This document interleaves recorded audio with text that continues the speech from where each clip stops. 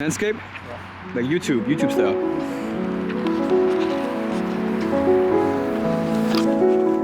Hold on. What that? Let me see. Yeah. Oh no.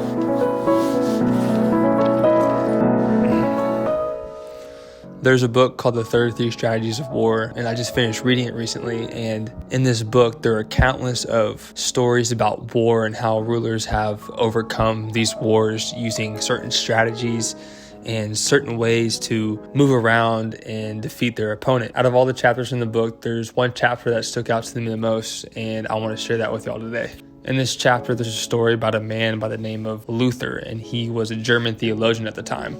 And there was also this other man named Leo X, and he was the Pope. Now, Leo, which was the Pope, he was a lover of money and he loved paintings.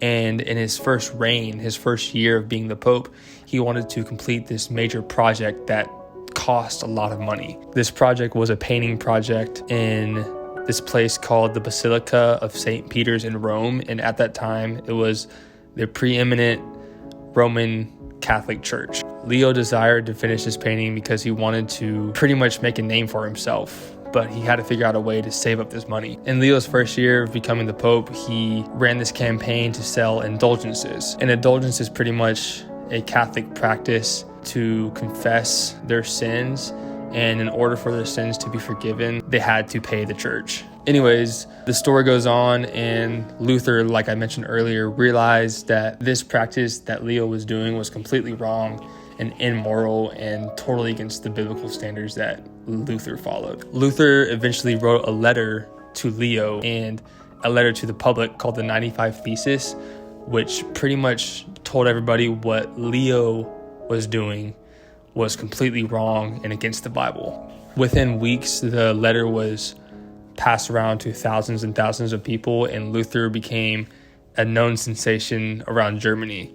In the end, during all of these trials and during all of these protests, over the course of 2 years, Leo eventually died for a sickness or something like that, and Luther overcame everybody and ended up coming out in victory. This story was one of the most renowned known political victories in history. The point is this, that Luther's initial protest wasn't for him to become famous and known by so many people. He simply just wanted to stand up for something he believed in. He was motivated and he was inspired by something that's way higher than himself, someone like God, and something that we should all do as we move through our everyday lives. Even at work and even with your friends, even in your own circle at home, wherever it may be. And it's so safe to say that you have to have your own beliefs, especially stand strong your belief on something higher than this world. And it doesn't mean you have to be a martyr. It doesn't mean you have to necessarily die for your beliefs, but at the same time, you have to be willing to go to that extent to die for your beliefs.